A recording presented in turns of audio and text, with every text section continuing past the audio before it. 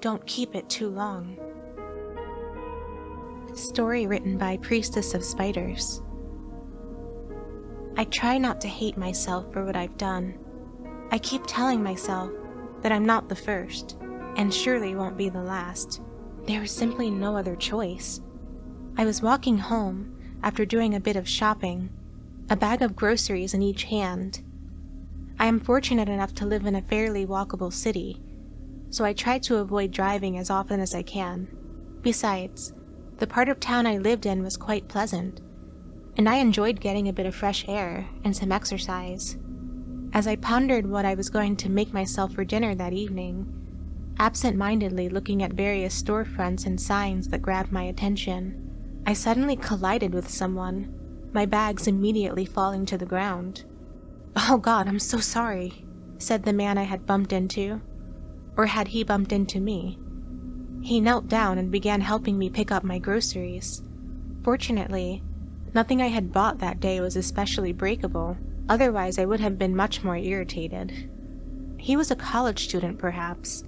He definitely had the rather ragged appearance of an overworked academic. Dark bags under his eyes, unshaven stubble, and an ill-fitting tweed coat with patches on the elbows. He seemed to be trembling, as if he were afraid of something. At the time, I just assumed he was anxious after our little collision. He kept apologizing, too, mumbling, I'm sorry," over and over again, as he picked up the various foodstuffs that had been scattered across the pavement. "It's all right. I should have looked where I was going," I insisted, examining a box of crackers to make sure it wasn't crushed too badly before placing it back into the bag. The man handed me the other bag of groceries, and I thanked him. As we both stood up, he looked at me dead in the eyes and said, "I'm sorry. Don't keep it too long." Before I could ask him what he meant by this, he took off running into the crowd, and I was left standing on the sidewalk, puzzled. I arrived home about 15 minutes after my encounter with the man on the sidewalk, and began putting away my groceries in the pantry. About halfway through this process, however, I found something odd at the bottom of one of the bags, the one the man had handed to me. I pulled the object out of the bag, staring at it, puzzled. It appeared to be nothing more than a smooth, flat stone. It was shiny and polished, and was around the size and shape of a $50 coin. It was unusually cool to the touch. As I held the stone up to the light, I noticed some faint, barely discernible symbols on its surface, but they didn't appear to be carved or painted on. Instead, it seemed as if they were a part of the structure of the rock itself, like the cross-section of a fossil. I'm not much of an expert on languages, and I never did manage to identify any of the symbols on it, but I suppose they looked vaguely like the letters of ancient Greek, perhaps, though even that is a loose comparison at best. I'll be honest, I had no idea what to think at the time. I assumed it must have been some sort of viral marketing campaign or social media trend of some sort. I set the stone down on the counter and finished packing up the groceries, forgetting about it. I made myself a sample dinner of some vegetable fried rice and watched a movie before getting ready for bed. I brushed my teeth, made my bed, and turned off all the lights in the house, double-checking that the doors and windows were all shut and locked as I did so. This is very important. It must be understood that I always make sure that my doors and windows are securely locked before I go to bed. I've always been a bit paranoid, and even though I live in a fairly crime-free neighborhood, I still worry about burglars. When I was satisfied that my home was suitably impervious to intruders, I began to change out my day clothes into some pajamas. As I was removing my pants, I felt something strange bulging in my left pocket. I reached in and pulled out the stone, smooth and cool against my hand, glinting slightly in the light of my bedside lamp. That's strange, I thought to myself. I could have sworn I left this on the counter. I must have picked it up without thinking about it. I set it down on the bedside table, feeling a little unnerved. Everyone occasionally forgets where they put something, only to find they were carrying it with them all along. But this was different. I distinctly remembered setting it down on the kitchen counter. Regardless, I managed to drift off to sleep with the aid of a melatonin tablet and a little bit of white noise. I've always been a light sleeper, so I usually have to have some faint sound or another to listen to when I go to bed in order to avoid waking up at every creak and groan of my house settling. I woke up at around 12 o'clock to the sound of footsteps coming from inside the house. I live alone, and my house doesn't share any walls with anyone else, so it couldn't have been me hearing a neighbor getting up for a midnight snack. I don't keep any pets either. I shot up in bed, listening intensely, trying to gauge where the sound was coming from. I turned off the white noise to make sure I could hear properly. All was silent for a few painful moments, and I worried that I may have simply imagined it. But then I heard it again, the slap of bare feet against wood. I grabbed the flashlight I kept in the drawer of the bedside table and began to creep through the house. The flashlight was the sort that was designed for use in self-defense, with a strobe setting and sharp protrusions at the front. It wasn't much, but I felt a little safer having it in my hands. I crept slowly through the house, aiming the flashlight's beam at every corner.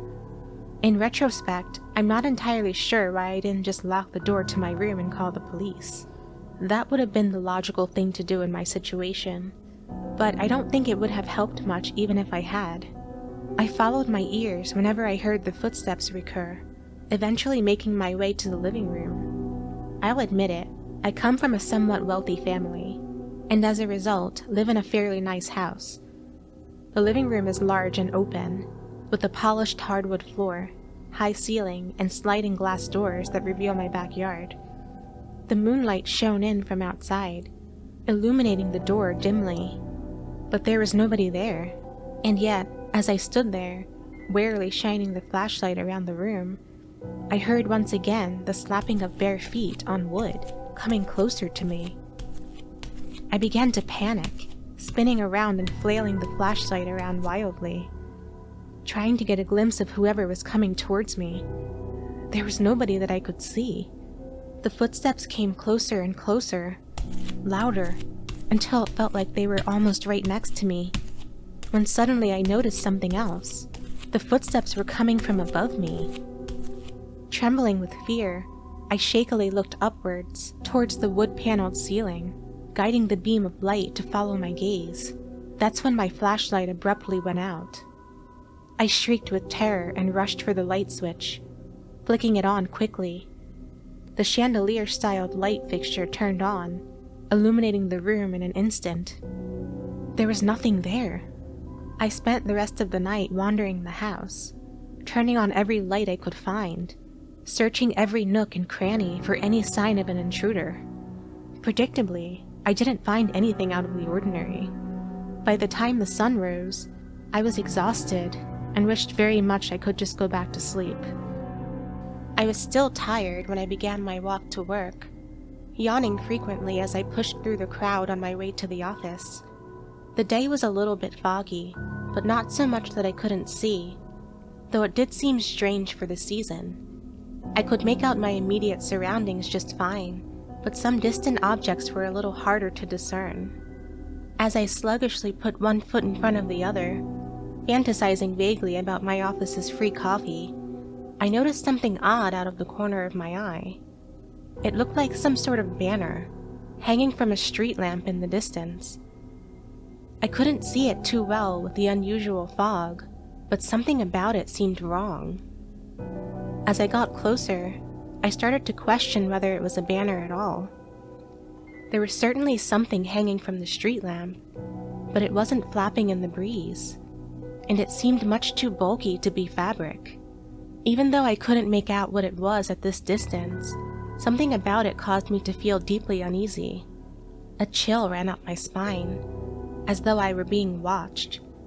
I felt like I was just about to make out the strange shape hanging down from the street lamp, when suddenly, a large bus blocked my line of sight, disgorging its passengers onto the sidewalk like a stream of rats, fleeing a sinking ship. By the time I successfully made my way through the crowd of similarly exhausted commuters, whatever object had been hanging there was gone. I rubbed my eyes, beginning to worry that I was imagining things. I slipped my hands into my pockets to keep them warm, and felt a smooth, cool object brush against my left hand. I pulled out the stone from my pocket and stared at it, standing still in the middle of the sidewalk. I didn't remember taking it off my bedside table that morning. I once again felt that prickling, uncomfortable feeling of being watched, the hairs on the back of my neck standing on end. I shoved the stone back in my pocket and continued on my way back to the office, trying to focus on the promise of free fresh coffee and ignore my mounting paranoia. Work was largely uneventful, and the fog had cleared up by the time I made my way home in the late afternoon. I felt immensely tired, despite the massive quantity of caffeine I had consumed, and thought I might retire to bed early that evening. Nevertheless, I had some chores to do, so I went about my business vacuuming, organizing, and otherwise cleaning up the place. I wasn't going to let a lack of sleep get in the way of maintaining a well-ordered home. By the time I was finished with my chores, and had eaten some leftovers for dinner, it was a little after 8 o'clock, and I felt like I was now justified in getting ready for bed. As with the night previous, I double-checked to make sure every door and window in the house was locked and secure. I still felt a little paranoid after hearing the footsteps the night before, so I also did another quick sweep of the entire house to make absolutely sure nobody was there with me, that I was entirely alone. I felt a little embarrassed to admit this, but I even carried around a claw hammer with me while I checked, just in case I needed to defend myself. However, as with last night, there was nothing unusual to be found, and I let myself relax, just a little bit. I was getting ready to shower before bed, looking over my face in the mirror, when the paranoia abruptly returned in full force. It was very sudden, as though a switch had been flipped.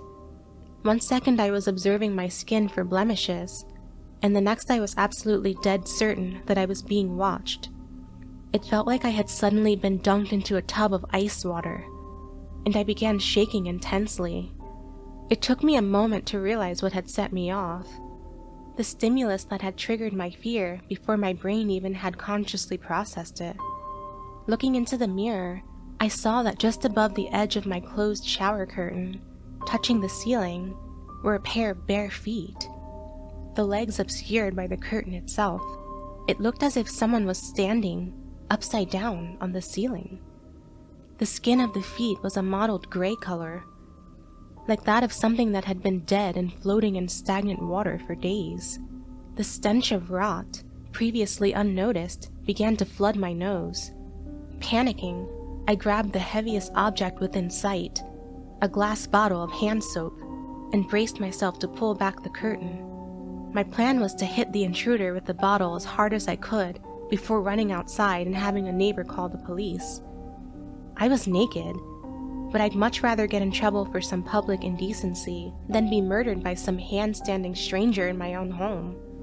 I took several deep breaths, counting down from 10 in my head, before rushing towards the shower, pulling back the curtain, and yelling as I swung the bottle down towards where I assumed the intruder's head would be. The bottle smashed on the back wall of the shower, spraying into 100 shards of glass. There was nobody there.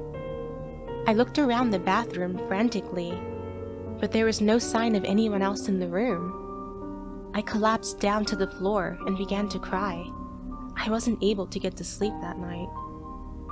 The next day at work was incredibly stressful. After what I had seen, combined with 2 nights in a row of no sleep, I was a nervous wreck. I jumped whenever I received a notification from my email, and nearly screamed when my supervisor came up behind me and asked me how my work was coming along. I was riddled with intense paranoia, constantly looking behind me and refusing to even go to the bathroom out of an intense fear of being left alone. Unfortunately, due to my intense anxiety, I wasn't exactly an efficient worker. I won't go into the boring details of my job, but there were a couple of tasks that I absolutely had to finish before I went home, and by the time the shift was over, I had still not completed them. My coworkers all shuffled off home, while I was left alone, sitting at my desk. It took me about an hour after I was supposed to have gone home to finish up the bare minimum of work I needed to get done. It shouldn't have taken me that long to finish my work, but the whole time I felt like I was being watched, and even though I was the only person in the office, I wasn't actually alone. I rubbed the stone in one hand to try to calm myself as I reviewed the work I had just finished, making sure it was of at least somewhat acceptable quality. I didn't remember bringing the stone with me to work, but I had found it sitting on my desk regardless. Satisfied I would at the very least not get fired for the work I had done, I submitted it to my manager's email and turned off my computer, getting up to leave. The office I work at is one of those fancy, open floor plan type setups, with lots of windows and bright colors to try to cheer up the employees. It was renovated once the executives decided it was time for the workers to come back into the office again as the pandemic waned, perhaps in some desperate attempt to make people voluntarily give up the comforts of working from home. Regardless, the most important thing to know about the place where I work is that it has very tall ceilings, maybe 30 feet or so. As I was walking out of the office, I felt something wet drip onto my face. I touched my hand to the dampness, drawing back a finger stained red. Blood. I looked up at the ceiling to find bloody footprints, 30 feet in the air, as if someone were walking on the ceiling. They were leading the direction I had just came from. I retraced my steps, following the bloody footprints to see where they led. I was in a daze. The stress from the past couple of days combined with my intense tiredness, resulting in a kind of numbness. Just minutes before I had been jumpy, nervous, ready to flee at the slightest sound, and now I was following the very source of my terror. The footprints terminated at the main office space, directly above my desk. There was no sign of whatever had created them. I had no idea how long it had been standing up there, looking down at me while I worked. I pulled my phone out from my purse and tried to take a picture of the bloody footprints on the ceiling, but when I peered at the screen, there was nothing there. I looked up from my phone, and sure enough, the footprints were gone. I felt like I was going crazy. I practically ran home after work, desperate to get back to my house before it was dark. I didn't want to be alone on the streets when the sun went down. The last rays of sunlight were beginning to dissipate as I slammed shut my front door and began to cry. After I had sufficiently calmed down and the tears were no longer blocking my vision, I once again went through the ritual, checking to make sure all the doors and windows in the house were secure, though at this point, I was beginning to feel as though it was a waste of time. I didn't bother doing any chores, or even eating dinner. I simply took a triple dose of melatonin and secured the bedroom as best as I could, desperate to get at least one good night of sleep. I believed that I could find a solution, figure out some way forward, if only I could get a little bit of rest. On the bedside table, I set down the flashlight, the largest kitchen knife I owned, and my wallet and car keys, just in case I had to leave in a hurry. Feeling more tired than I ever had before, I tucked myself into bed fully clothed and quickly began to drift off to sleep, despite my fear. After 2 sleepless nights in a row, I didn't have the willpower to stay awake any longer. As my eyelids began to close, the last thing I saw was the view from my bedroom window, peering out across the street. My neighbor's light was on, and in their window I saw the silhouette of something hanging from their ceiling, staring back at me. I was too tired to force my eyes open any longer, and I fell abruptly into a deep sleep. Whenever I take more than my usual dose of melatonin, I have bad dreams, and that night was no exception. In my nightmare, I found myself falling upwards, into the night sky. Gravity seemingly reversed for me. I looked down at the rapidly vanishing lights of the city I lived in, desperately grasping at the air for anything to stop my rapid ascent. I screamed at the top of my lungs for help, crying out that the air was too thin and I couldn't breathe. I woke up with a jolt, clutching the stone intensely in my left hand. I distinctly remembered leaving it in my purse. The first rays of morning shone down upon my face, and I looked across the street again, blinking away the daylight. The silhouette in my neighbor's window was gone. I called out sick from work and walked down to the nearby park, still clutching the stone in my left hand. The park was a regular destination of mine, and I didn't even need to think about the route I took to get there. It had a variety of paths and trails, which I had all lovingly explored one time or another, but I had a different destination in mind that particular morning. There was a small lake near the center, upon which one could fish and rent small paddle boats. I gripped the stone even tighter as I marched purposely towards my goal. It was another foggy morning, and the lake was shrouded in a thick mist. I couldn't see the opposite shore from the beach where I stood, gazing out over the still water. Transferring the stone into my right hand, I took a deep breath, calming myself, before skipping it across the water as hard as I could. The near-perfect smoothness and circular shape of the stone made it ideal for skipping. And it hopped across the water, once, twice, 3 times, before finally sinking with a faint plop. I turned to leave, satisfied that the task I had set out to do was complete, before I heard a sound from the lake behind me. It was the distinctive sound of a stone skipping across water. I looked back at the lake to find the stone flying towards me, landing at my feet with a slight clatter as it hit the pebbles that made up the beach. I bent down and picked the stone back up again, slipping it into my pocket. I felt numb. My only hope was finding the man who had slipped me the stone in the first place. If he couldn't stop what was happening to me, he could at least explain what was going on. I hated him for what he'd done. I hated him for cursing me to be followed by this inexplicable thing, for handing me this stone that seemed impossible to get rid of.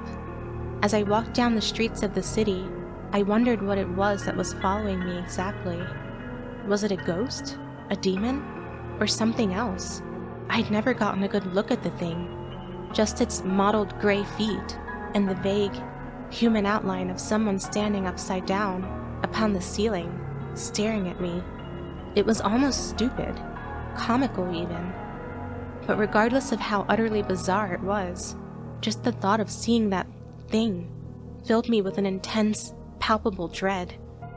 As I looked around the crowds of pedestrians, desperately trying to seek out the man who had brought all this upon me in the first place, I kept thinking that I saw it everywhere I looked. Was that it? Hanging from the awning of that office building's window? Or there, walking on the underside of the overpass? Was it coming closer to me? Perhaps I saw it through the glass display of a clothing store, glaring at me as it stood on the ceiling above a faceless display mannequin.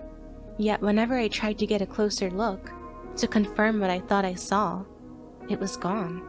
I was so distracted by my paranoid terror that I didn't even see the old woman when I bumped into her, sending her sprawling across the sidewalk. She looked to be homeless, carrying plastic bags filled with cans and bottles to be turned in for money at the local recycling plant. She swore at me, telling me to watch where I was going, and I apologized profusely as I began helping her off the ground. On instinct, I started to help gather up her fallen cans and bottles, putting them back into the plastic bags that had been dropped. As I did so, a thought suddenly occurred to me, a thought that I regret. I pulled the stone out from my pocket and slipped it into the bag with the cans before handing it back to the woman. She accepted it with a mumbled, "Thank you," and I locked eyes with her for a moment, gazing at her wrinkled face with an expression of deep remorse upon my own. "I'm sorry," I said. "Don't keep it too long." With that, I ran back into the crowd and headed home.